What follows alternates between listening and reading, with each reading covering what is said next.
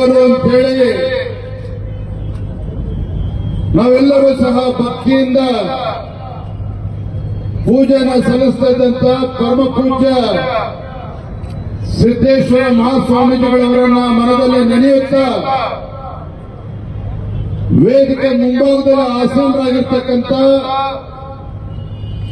ಪಕ್ಷದ ಎಲ್ಲ ಹಿರಿಯ ಕಾರ್ಯಕರ್ತ ಬಂಧುಗಳೇ, ಶ್ರದ್ಧೆಯ ತಾಯಂದರೆ, ಪತ್ರಿಕಾ ಹಾಗೂ ಮಾಧ್ಯಮದ ಸ್ನೇಹಿತರೆ, ಐತಿಹಾಸಿಕ ಜನಾಕ್ರೋಶ ಯಾತ್ರೆಯಲ್ಲಿ 15-20 ಸಾವಿರಕ್ಕೂ ಮಿಗಿಲಾಗಿ ನಮ್ಮೆಲ್ಲ ಕಾರ್ಯಕರ್ತರೆಲ್ಲರೂ ಕೂಡ ಭಾಗವಹಿಸಿದ್ದೇವೆ. ತಮ್ಮೆಲ್ಲರಿಗೂ ಸಹ ತಮ್ಮೆಲ್ಲರ ಪ್ರೀತಿ ವಿಶ್ವಾಸಕ್ಕೆ ಋಣಿಯಾಗಿದ್ದೇನೆ ಅಂತೇಳಿ ಸಂದರ್ಭ ಕಾರಣ ಯಾಕೆ ವೇದಿಕೆಯಲ್ಲಿರ್ತಕ್ಕಂಥ ಕಾರ್ಯಕರ್ತ ಮುಖಂಡರ ಹೆಸರುಗಳಿಲ್ಲ, ವೇದಿಕೆ ಮುಂಭಾಗದಲ್ಲಿರ್ತಕ್ಕಂಥ ಶ್ರದ್ಧೆ ನಮ್ಮ ಕಾರ್ಯಕರ್ತ ಬಂಧುಗಳು ಅಂತ ಹೇಳಿದೆ. ಕಾರಣ ಏನು ಅಂತ ಹೇಳಿದ್ರೆ, ಈ ಒಂದು ಬೃಹತ್ತಾಗಿರ್ತಕ್ಕಂಥ ವೇದಿಕೆ ಮೇಲೆ ನಮ್ಮ ಸಂಸದರು, ಶಾಸಕರು, ಮಾಜಿ ಶಾಸಕರು ಎಲ್ಲರೂ ಕೂಡ ವೇದಿಕೆ ಮೇಲೆ ಕೂತಿದ್ದಾರೆ ಅಂತ ಹೇಳಿದ್ರೆ, ವೇದಿಕೆ ಮೇಲೆ ಇಷ್ಟೆಲ್ಲ ನಮ್ಮ ಹಿರಿಯ ಮುಖಂಡರು ಕೂತಿದ್ದಾರೆ, ಮಾಜಿ ಸಚಿವರನ್ನು ಕೂತಿದ್ದಾರೆ ಅಂತ ಹೇಳಿದ್ರೆ, ಇವರೆಲ್ಲರೂ ಕೂಡ ವೇದಿಕೆ ಮೇಲೆ ಕೂರೋದಕ್ಕೆ ಕಾರಣೀಭೂತರು ವೇದಿಕೆ ಮೇಲೆ ಮುಂದಿರ್ತಕ್ಕಂಥ ನಮ್ಮೆಲ್ಲ ಪಕ್ಷದ ಕಾರ್ಯಕರ್ತರು, ವೇದಿಕೆ ಮೇಲೆ ಮುಂದಿರ್ತಕ್ಕಂಥ ನಮ್ಮೆಲ್ಲ ಪಕ್ಷದ ಹಿರಿಯ ಕಾರ್ಯಕರ್ತರುಗಳು. ನನಗೆ ತುಂಬಾ ಸಂತೋಷ ಮತ್ತು ಹೆಮ್ಮೆ ಆಯಿತು. ನಾನು ನಿರೀಕ್ಷೆ ಮಾಡಿರಲಿಲ್ಲ. ಭಾರತೀಯ ಜನತಾ ಪಾರ್ಟಿಯ ನಮ್ಮ ಜನಾಕ್ರೋಶ ಯಾತ್ರೆ ಬಿಜಾಪುರಕ್ಕೆ ಬಂದಾಗ ಈ ರೀತಿ ಸಾವಿರ ಸಂಖ್ಯೆಯಲ್ಲಿ ನಮ್ಮ ಯುವಕರು, ಎಲ್ಲ ಹಿರಿಯರು, ತಾಯಂದಿರು ನಮ್ಮನ್ನ ಸ್ವಾಗತ ಕೋರ್ತಾರೆ ಅಂತ ನಾನಂತೂ ನಿರೀಕ್ಷೆ ಮಾಡಿರಲಿಲ್ಲ. ಇವತ್ತು ವೇದಿಕೆ ಮೂಲಕ ನಾನು ರಾಜ್ಯದ ಮುಖ್ಯಮಂತ್ರಿಗಳಿಗೊಂದು ಸವಾಲು ಹಾಕಲಿಕ್ಕೆ ಇಷ್ಟಪಡ್ತೇನೆ. ಮಾನ್ಯ ಮುಖ್ಯಮಂತ್ರಿ ಸಿದ್ದರಾಮಯ್ಯನವರೇ, ರಾಜ್ಯದಲ್ಲಿರುವ ಕಾಂಗ್ರೆಸ್ ಸರ್ಕಾರದ ವಿರುದ್ಧ ಯಾವ ರೀತಿ ಜನಾಕ್ರೋಶ ಇದೆ ಅಂತ ಹೇಳಿ ತಿಳ್ಕೋಬೇಕು ಅಂತ ಹೇಳಿದ್ರೆ, ರಾಜ್ಯದಲ್ಲಿ ಇವತ್ತು ಯಾವ ರೀತಿ ಮುಖ್ಯಮಂತ್ರಿ ಸಿದ್ದರಾಮಯ್ಯನವರ ವಿರುದ್ಧ ಜನ ವಿರೋಧಿ, ಬಡವರ ವಿರೋಧಿ, ರೈತ ವಿರೋಧಿ ಕಾಂಗ್ರೆಸ್ ಸರ್ಕಾರದ ವಿರುದ್ಧ ಯಾವ ರೀತಿ ಜನಾಕ್ರೋಶ ಇದೆ ಅಂತ ತಿಳ್ಕೋಬೇಕು ಅಂತ ಹೇಳಿದ್ರೆ, ಮಾನ್ಯ ಮುಖ್ಯಮಂತ್ರಿಗಳೇ, ನಿಮ್ಮ ಗುಂಡಿಗೆ ಗಟ್ಟಿ ಇದ್ರೆ ಇವತ್ತು ಬಿಜಾಪುರಕ್ಕೆ ಬಂದು ನೋಡಿ. ಇವತ್ತು ಸಾವಿರ ಸಂಖ್ಯೆಯಲ್ಲಿ ಇವತ್ತು ಜನ ಬೀದಿಗಿಳಿದಿದ್ದಾರೆ. ಸಾವಿರ ಸಂಖ್ಯೆಯಲ್ಲಿ ಬೀದಿಗಿಳಿದಿದ್ದಾರೆ. ಕಾರಣ, ಕಳೆದ ವಿಧಾನಸಭಾ ಚುನಾವಣೆ ಸಂದರ್ಭದಲ್ಲಿ ರಾಜ್ಯದಲ್ಲಿ ಅಭಿವೃದ್ಧಿ ಕೆಲಸ ಕಾರ್ಯಗಳನ್ನು ಮಾಡುತ್ತವೆ, ಎಲ್ಲ ಸಮುದಾಯಗಳಿಗೂ ಕೂಡ ನ್ಯಾಯ ಕೊಡ್ತೇವೆ ಅಂತ ಹೇಳಿ ನಾಡಿನ ಜನರ ಕಣ್ಣಿಗೆ ಮಣ್ಣನ್ನು ಹೆಚ್ಚಿ ಇವತ್ತು ರಾಜ್ಯದಲ್ಲಿ ಕಾಂಗ್ರೆಸ್ ಸರ್ಕಾರ ಅಸ್ತಿತ್ವಕ್ಕೆ ಬಂದಿದೆ. ರಾಜ್ಯದಲ್ಲಿ ಕಾಂಗ್ರೆಸ್ ಸರ್ಕಾರ ಅಸ್ತಿತ್ವಕ್ಕೆ ಬಂದಿದೆ. ಮುಖ್ಯಮಂತ್ರಿಗಳು ಸಿದ್ದರಾಮಯ್ಯನವರು ಬಂದು ಹೆಚ್ಚು ಕಮ್ಮಿ 2 ವರ್ಷಗಳು ಆಗ್ತಾ ಇದೆ, 2 ವರ್ಷಗಳು ತುಂಬ್ತಾ ಇದೆ. ಎಂತ ದುರಂತ ಇತ್ತು ರಾಜ್ಯದಲ್ಲಿ. ಯಾವ ರೀತಿ ಮೋಸವನ್ನು ರಾಜ್ಯ ಸರ್ಕಾರ, ಕಾಂಗ್ರೆಸ್ ಸರ್ಕಾರ ಮಾಡಿದೆ. ಮುಖ್ಯಮಂತ್ರಿ ಕುರ್ಚಿ ಮೇಲೆ ಕೂತ ಮೇಲೆ ರಾಜ್ಯದಲ್ಲಿರ್ತಕ್ಕಂಥ ಎಲ್ಲ ಹಿಂದುಳಿದ ಸಮುದಾಯಗಳನ್ನು ಸಂಪೂರ್ಣವಾಗಿ ನಿರ್ಲಕ್ಷಿಸಿದ್ದಾರೆ. ರಾಜ್ಯದಲ್ಲಿರ್ತಕ್ಕಂಥ ಹಿಂದುಳಿದ ಸಮುದಾಯಗಳನ್ನು ಸಂಪೂರ್ಣವಾಗಿ ಮರೆತು ಕೇವಲ ಅಲ್ಪಸಂಖ್ಯಾತ ಮುಸಲ್ಮಾನರಿಂದ ಹೋಗ್ತಕ್ಕಂಥ ಕೆಲಸ ಮಾಡ್ತಾ ಇದ್ದಾರೆ ಕಾಂಗ್ರೆಸ್ ಸಿದ್ದರಾಮಯ್ಯನವರು. ಮೊನ್ನೆ ಬಜೆಟ್ ಮಂಡನೆ ಮಾಡಿದ ಸಿದ್ದರಾಮಯ್ಯನವರು ಈ ರಾಜ್ಯದ ಮುಸಲ್ಮಾನರಿಗೆ 4% ಇವತ್ತು ಸರ್ಕಾರಿ ಕಾಮಗಾರಿಗಳಲ್ಲಿ ಇವತ್ತು ರಿಸರ್ವೇಶನ್ ಕೊಡ್ತೇನೆ ಅಂತ ಹೇಳಿದ್ದಾರೆ. 4% ಸರ್ಕಾರಿ ಕಾಮಗಾರಿಗಳಲ್ಲಿ ರಿಸರ್ವೇಶನ್ ಅಲ್ಲ. ಯಾವ ಬಡವರು ಮುಸಲ್ಮಾನಲ್ಲಿರ್ತಕ್ಕಂಥ ಬಡ ಹೆಣ್ಮಕ್ಳಿಗೆ 50,000 ರೂಪಾಯಿ ಮದುವೆಗೋಸ್ಕರ ಕೊಡ್ತೇವೆ ಅಂತ ಹೇಳ್ತಾರೆ. ಮುಸಲ್ಮಾನರ ಮಕ್ಕಳು ಹೊರದೇಶಕ್ಕೆ ಹೋಗ್ತಾರೆ ಅಂತ ಹೇಳಿ 30 ಲಕ್ಷ ರೂಪಾಯಿ ಇವತ್ತು ನಾನು ಧನ ಸಹಾಯ ಕೊಡ್ತೇವೆ ಅಂತ ಸಿದ್ದರಾಮಯ್ಯ ಘೋಷಣೆ ಮಾಡಿದ್ದಾರೆ. ಯಾಕೆ ಸಿದ್ದರಾಮಯ್ಯನವರೇ, ಇವತ್ತು ನೀವು ರಾಜ್ಯದ ಮುಖ್ಯಮಂತ್ರಿಗಳು ಅಥವಾ ಮುಸಲ್ಮಾನರಿಗಷ್ಟೇ ಮುಖ್ಯಮಂತ್ರಿಗಳು? ಕೇವಲ ಮುಸಲ್ಮಾನರಿಗೆ ಮುಖ್ಯಮಂತ್ರಿ ರೀತಿ ವರ್ತನೆ ಮಾಡ್ತಿದ್ದಾರಲ್ಲ ಸಿದ್ದರಾಮಯ್ಯನವರೇ. ಇವತ್ತು ಹಿಂದೂಗಳಲ್ಲೂ ಕೂಡ ಹೆಣ್ಮಕ್ಳು ಬಡವರಿರುವಾಗಾದ್ರೆ ನಮ್ಮ ಹಿಂದೂಗಳನ್ನು ಕೂಡ ಇವತ್ತು ಹೊರದೇಶಕ್ಕೆ ಹೋಗಿ ಉನ್ನತ ಶಿಕ್ಷಣವನ್ನು ಪಡೆದುಕೊಳ್ಳಬೇಕು ಅಂತಕ್ಕಂಥ ಇಚ್ಛಾಶಕ್ತಿ ನಮ್ಮ ಹಿಂದೂಗಳಲ್ಲಿರ್ತಕ್ಕಂಥ ಗಣ ಮಕ್ಕಳು ಹಾಗಾದ್ರೆ ಭಾರತೀಯ ಜನತಾ ಪಾರ್ಟಿ ಮುಸಲ್ಮಾನರ ವಿರೋಧಿಗಳಲ್ಲ. ಆದ್ರೆ ರಾಜ್ಯಘಟ್ಟ ಕಾಂಗ್ರೆಸ್ ವರ್ತನೆ ಒಂದು ಕ್ಷಣ ನೀವು ಯೋಚನೆ ಮಾಡಬೇಕು. ಮುಸಲ್ಮಾನರು ಕೂಡ ಇವತ್ತು ದೇಶದ ಪ್ರಧಾನಮಂತ್ರಿ ನರೇಂದ್ರ ಮೋದಿಜಿಯವರು ಟ್ರಿಪಲ್ ತಲಾಖನ್ನ ಕಿತ್ತಾಕುವುದರ ಮುಖೇನ ಇವತ್ತು ದೇಶದಲ್ಲಿ ಯಾವ ರೀತಿ ಹಿಂದೂ ಮಹಿಳೆಯರಿಗೆ ಇವತ್ತು ಗೌರವ ಸಿಗ್ತೋ ಅದೇ ರೀತಿ ಮುಸಲ್ಮಾನ್ ಹೆಣ್ಮಕ್ಳು ಕೂಡ ಗೌರವ ಸಿಗಬೇಕು ಅಂತ ಹೇಳಿ ಟ್ರಿಪಲ್ ತಲಾಖನ್ನ ಕಿತ್ತಾಕ್ತಕ್ಕಂಥ ಕೆಲಸವನ್ನು ಪ್ರಧಾನಮಂತ್ರಿ ನರೇಂದ್ರ ಮೋದಿಜಿಯವರು ಮಾಡಿದ್ದಾರೆ. ಯಡಿಯೂರಪ್ಪ ಕೊಟ್ಟಂತ ಭಾಗ್ಯಲಕ್ಷ್ಮಿ ಯೋಜನೆ ಬೇಸಿಕ ಯೋಜನೆ ಕೇವಲ ಹಿಂದೂಗಳಿಗಷ್ಟಲ್ಲ ಮುಸಲ್ಮಾನರು ಕೂಡ ಅನುಭವಿಸಿದ್ದಾರೆ. ಇದನ್ನ ಭಾರತೀಯ ಜನತಾ ಪಾರ್ಟಿ ಮುಸಲ್ಮಾನರು ವಿರೋಧಿಗಳಲ್ಲ. ಆದ್ರೆ ಯಾವ ವಿಧಾನಸೌಧದಲ್ಲಿ ಪಾಕಿಸ್ತಾನ ಜಿಂದಾಬಾದ್ ಅಂತ ಕೂತಾಗ ಆ ದೇಶ ದ್ರೋಹಿಗಳಿಗೆ ರಕ್ಷಣೆ ಕೊಟ್ಟರ ಸಿದ್ದರಾಮಯ್ಯ ಸರ್ಕಾರ ಇಂಥ ದೇಶ ದ್ರೋಹಿಗಳನ್ನ ಯಾವುದೇ ಕಾರಣಕ್ಕೂ ಒಪ್ಕೊಳ್ತಕ್ಕಂಥ ಪ್ರಶ್ನೆ ಇಲ್ಲ. ಇದು ಭಾರತೀಯ ಜನತಾ ಪಾರ್ಟಿ, ಇದು ಭಾರತೀಯ ಜನತಾ ಪಾರ್ಟಿ. ಯಾವ ಕಾಶ್ಮೀರದ ಲಾಲ್ ಚೌಕದಲ್ಲಿ ಅಲ್ಲಿರ್ತಕ್ಕಂಥ ಉಗ್ರಗಾಮಿಗಳು ಭಾರತೀಯ ಜನತಾ ಪಾರ್ಟಿಗೆ ಸವಾಲನ್ನು ಹಾಕಿದ್ರು. ಕಾಶ್ಮೀರದ ಉಗ್ರಗಾಮಿಗಳು ಭಾರತೀಯ ಜನತಾ ಪಾರ್ಟಿಗೆ ಸವಾಲನ್ನು ಹಾಕಿ ಬಿಜೆಪಿಯ ಕಾರ್ಯಕರ್ತರು ತಾಯಿ ಹಾಲನ್ನ ಕುಡಿದಿದ್ದೇ ಆದ್ರೆ ಗಂಡಸರಾಗಿದ್ರೆ ಬನ್ನಿ ಕಾಶ್ಮೀರದ ಲಾಲ್ ಚೌಕದಲ್ಲಿ ಭಾರತದ ತ್ರಿವರ್ಣದಿಂದ ಹಾರಿಸಿದ್ರು ಸವಾಲನ್ನು ಹಾಕಿದಾಗ ಭಾರತೀಯ ಜನತಾ ಪಾರ್ಟಿ ಕಾರ್ಯಕರ್ತರು ಕೈಕೊಟ್ಟು ಕೂತ್ಕೊಳ್ಳಿಲ್ಲ. ನೇತೃತ್ವದಲ್ಲಿ ಇಡೀ ದೇಶದ ಕಾರ್ಯಕರ್ತರು ಲಕ್ಷಾಂತರ ಕಾರ್ಯಕರ್ತರು ಹೋದ್ರು ಕಾಶ್ಮೀರದ ಲಾಲ್ ಚೌಕಕ್ಕೆ.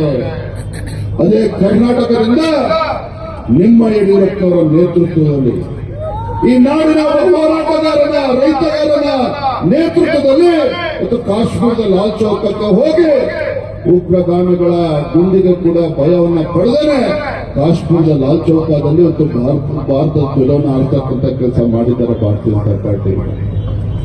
ಇವತ್ತು ಭಾರತೀಯ ಜನತಾ ಪಾರ್ಟಿ ವ್ಯಕ್ತಿಗಿಂತ ಪಕ್ಷ ಮುಖ್ಯ, ವ್ಯಕ್ತಿಗಿಂತ ಪಕ್ಷ ಮುಖ್ಯ, ಪಕ್ಷಕ್ಕಿಂತ ದೇಶ ಮುಖ್ಯ ಅಂತಕ್ಕಂಥ ಧ್ಯೇಯದಿಂದ ಇವತ್ತು ಭಾರತೀಯ ಜನತಾ ಪಾರ್ಟಿ ಈ ದೇಶದ ಲಕ್ಷಾಂತರ ಕೋಟ್ಯಾಂತರ ಕಾರ್ಯಕರ್ತರು ಹಗಲು ರಾತ್ರಿ ಶ್ರಮವನ್ನು ಹಾಕ್ತಾ ಇದ್ದಾರೆ.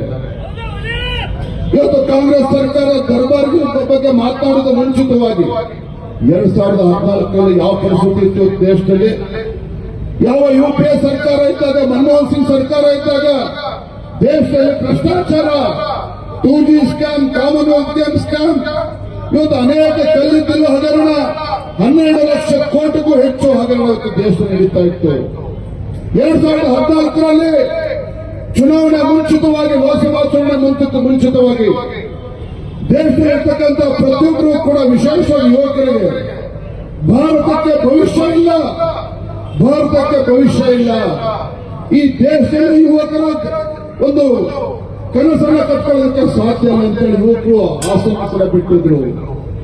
ಈ ಭಾರತ ಅಭಿವೃದ್ಧಿ ಕೂಡ ಕಾಣೋದಕ್ಕೆ ಸಾಧ್ಯ ಇಲ್ಲ, ಭಾರತದಲ್ಲಿ ಭ್ರಷ್ಟಾಚಾರ ರಹಿತ ಆಡಳಿತ ಕೊಡೋದಕ್ಕೆ ಸಾಧ್ಯ ಇಲ್ಲ ಅಂತೇಳಿ ದೇಶದ ಜನ ತೀರ್ಮಾನಕ್ಕೆ ಬಂದಿದ್ರು.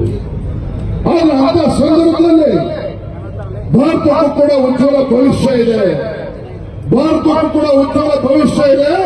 ಭಾರತದಲ್ಲೂ ಕೂಡ ಭ್ರಷ್ಟಾಚಾರ ರಹಿತ ಆಡಳಿತ ಕೊಡೋದಕ್ಕೆ ಸಾಧ್ಯ ಇದೆ. ಭಾರತವು ಕೂಡ ಜಗತ್ತಿನ ಅಗ್ರಗಣ್ಯ ರಾಷ್ಟ್ರಗಳ ಸಾಲಿನಲ್ಲಿ ನಿಲ್ಲಿಸಬಹುದು ಅಂತಕ್ಕಂಥ ವಿಶ್ವಾಸವನ್ನು ಕೊಟ್ಟು ಬಂದಿದ್ದರು ಈ ದೇಶದ ಹೆಮ್ಮೆಯ ಪ್ರಧಾನಮಂತ್ರಿ ನರೇಂದ್ರ ಮೋದಿಜಿಯವರು. ದೇಶದ ಹೆಮ್ಮೆಯ ಪ್ರಧಾನಮಂತ್ರಿ ನರೇಂದ್ರ ಮೋದಿಜಿಯವರು ಬಂದವಳೆ 10 ವರ್ಷಗಳ 11 ವರ್ಷಗಳ ಆಡಳಿತದಲ್ಲಿ ಇವತ್ತು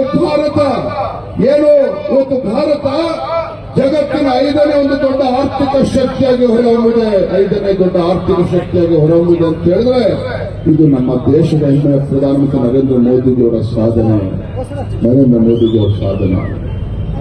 ಇವತ್ತು ಸಿದ್ದರಾಮಯ್ಯನವರು ಈ ದೇಶದ ಪ್ರಧಾನಮಂತ್ರಿಗಳ ಬಗ್ಗೆ ಹಗುರವಾಗಿ ಮಾತನಾಡ್ತಾರೆ.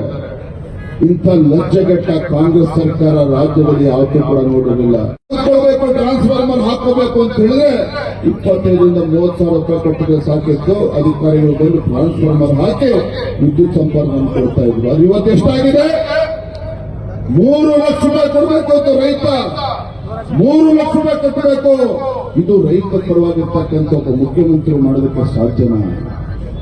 ಸಿದ್ದರಾಮಯ್ಯವರೇ ರೈತರ ಪರವಾಗಿರ್ತಕ್ಕಂಥ ಕಾಳಜಿ ಇವತ್ತು ಗೆಲ್ಲುವಷ್ಟು ನಮಗೆ ಆ ಭಗವಂತ ಮೆಚ್ಚನ ಇವತ್ತು ಈ ನಾಡಿನಲ್ಲಿ ತುತ್ತು ಅನ್ನವನ್ನ ಕೊಡ್ತಕ್ಕಂಥ ರೈತನ ಜೀವನದಲ್ಲಿ ಚೆಲ್ಲಾಟ ಆಡ್ತಕ್ಕಂಥ ಕಾಂಗ್ರೆಸ್ ಸರ್ಕಾರ ಸಿದ್ದರಾಮಯ್ಯನವರೇ, ಆ ಭಗವಂತನು ಕೂಡ ಮೆಚ್ಚೋದಕ್ಕೆ ಸಾಧ್ಯ ಇಲ್ಲ. ನಿಮ್ಮನ್ನ ಭಗವಂತನು ಕೂಡ ಮೆಚ್ಚೋದಕ್ಕೆ ಸಾಧ್ಯ ಇಲ್ಲ. ನಾನು ಭಾಗವತದಲ್ಲಿ ಹೇಳ್ತಾ ಇದ್ದೆ, ಸಿದ್ದರಾಮಯ್ಯನವರೇ ಮುಖ್ಯಮಂತ್ರಿಗಳಾಗಿ ಎಷ್ಟು ವರ್ಷಗಳ ಕುರ್ಚಿ ಕೂತಿದ್ರು ಅನ್ನೋದು ಮುಖ್ಯ ಅಲ್ಲ, ಎಷ್ಟು ವರ್ಷಗಳ ಕಾಲ ಮುಖ್ಯಮಂತ್ರಿ ಕುರ್ಚಿ ಕೂತಿದ್ರೆ ಅನ್ನೋದು ಮುಖ್ಯ ಅಲ್ಲ, ಏನ್ ಮಾಡಿದ್ರು ರಾಜ್ಯದ ಜನರಿಗೆ ರೈತರ ಪರವಾಗಿ ಏನ್ ಮಾಡಿದ್ರು ಆಡಳಿತದಲ್ಲಿ ಅನ್ನೋದು ಮುಖ್ಯ. ಇವತ್ತು ಇದೇ ಯಡಿಯೂರಪ್ಪ ಮುಖ್ಯಮಂತ್ರಿ ಇದ್ದಾಗ ರೈತರ ಹೆಸರಿನಲ್ಲಿ ಪ್ರಮಾಣ ವಚನವನ್ನು ತೆಗೆದುಕೊಂಡು ರೈತರಿಗೆ ಪ್ರತ್ಯೇಕ ಬಜೆಟ್ ಅನ್ನು ಮಂಡನೆ ಮಾಡಿ ರೈತರ ಪಂಚಾಯತ್ಗಳಿಗೆ ಉಚಿತ ವಿದ್ಯುತ್ ಅನ್ನು ಕೊಟ್ಟು ಇವತ್ತು ರೈತರ ಜೀವನವನ್ನು ಅವರು ಬದುಕನ್ನು ಕಟ್ಕೊಳ್ತಕ್ಕಂಥ ಕೆಲಸವನ್ನು ಮಾಡಿದ್ರು. ಯಡಿಯೂರಪ್ಪ ಯಾವುದೇ ಒಂದು ಜಾತಿಕ ಸಂಘರ್ಷಕ್ಕೆ ಆಡಳಿತ ನಡೆಸ್ತಾ ಇಲ್ಲ. ಯಡಿಯೂರಪ್ಪ ರಾಜ್ಯದ ಪರಿಷ್ಠ ಜಾತಿ, ಪರಿಷ್ಠ ಪಂಗಡಗಳು, ಹಿಂದುಳಿದ ವರ್ಗಗಳು, ಎಲ್ಲ ಸಮುದಾಯಗಳಿಗೆ ನ್ಯಾಯ ಕೊಡ್ತಕ್ಕಂಥ ಕೆಲಸ ಮಾಡಿದ್ರು. ಅದನ್ನು ನೀವು ಸಿದ್ದರಾಮಯ್ಯನವರೇ ಹಿಂದೆ ಮುಖ್ಯಮಂತ್ರಿಗಳಿದ್ದಾಗ 5 ವರ್ಷಗಳ ಕಾಲ ಆಡಳಿತ ನಡೆಸಿ ರಾಜ್ಯದಲ್ಲಿ ಮತ್ತೆ ಮುಖ್ಯಮಂತ್ರಿ ಆಗೋದಕ್ಕೆ ಸಾಧ್ಯ ಇಲ್ಲ ಅಂತ ಹೇಳಿದಾಗ ವೀರಶೈವ ಲಿಂಗಾಯತ ಪ್ರತ್ಯೇಕ ಧರ್ಮ ಅಂತ ಹೇಳಿ ಸಮಾಜಗಳ ಮಧ್ಯೆ ಬೆಂಕಿ ಇರ್ತಕ್ಕಂಥ ಕೆಲಸ ಮಾಡಲಿಲ್ವಾ ಸಿದ್ದರಾಮಯ್ಯನವರೇ? ವೀರಶೈವ ಲಿಂಗಾಯತವನ್ನು ಹೊಡಿತಕ್ಕಂಥ ದುಸ್ಸಾಹಸಕ್ಕೆ ಸಿದ್ದರಾಮಯ್ಯನವರು ಕೈ ಹಾಕಿಲ್ವಾ? ಅದರ ಪರಿಣಾಮ ರಾಜ್ಯದಲ್ಲಿ ಅಧಿಕಾರವನ್ನು ಕಳ್ಕೊಂಡ್ರು ಸಿದ್ದರಾಮಯ್ಯನವರೇ. ಕಾಂಗ್ರೆಸ್ ಪಕ್ಷ ಅಧಿಕಾರದಿಂದ ಕಲಿತು ಆಗ ಮತ್ತೆ ಇವತ್ತು ಅದೇ ತಪ್ಪನ್ನು ಮಾಡ್ತಾ ಇದ್ದೇನೆ. ಇವತ್ತು ಅಲ್ಪಸಂಖ್ಯಾತರನ್ನು ಖುಷಿಪಡಿಸತಕ್ಕಂಥ ನಿಟ್ಟಿನಲ್ಲಿ ಹಿಂದೂಗಳಿಗೆ ಅಪಮಾನ ಮಾಡ್ತಾ ಇದ್ದೀರಿ.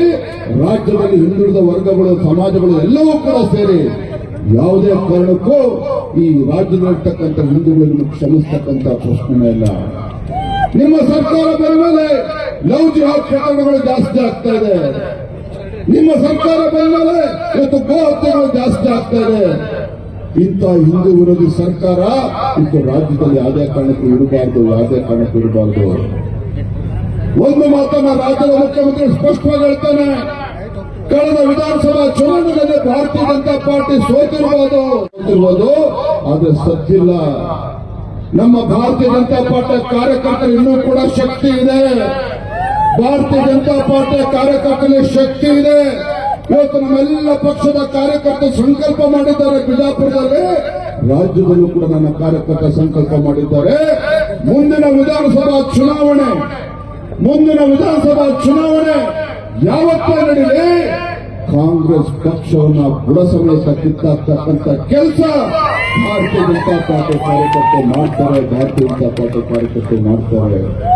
ಯಾವುದೇ ಕಾರಣಕ್ಕೂ ಕಾಂಗ್ರೆಸ್ ಅನ್ನು ಕ್ಷಮಿಸಲಿಕ್ಕೆ ಸಾಧ್ಯ ಇಲ್ಲ. ದಲಿತರ ಬಗ್ಗೆ ಮಾತನಾಡ್ತಾರೆ ಸಿದ್ದರಾಮಯ್ಯನವರೇ, ದಲಿತರ ಬಗ್ಗೆ ಮಾತನಾಡ್ತಾರೆ.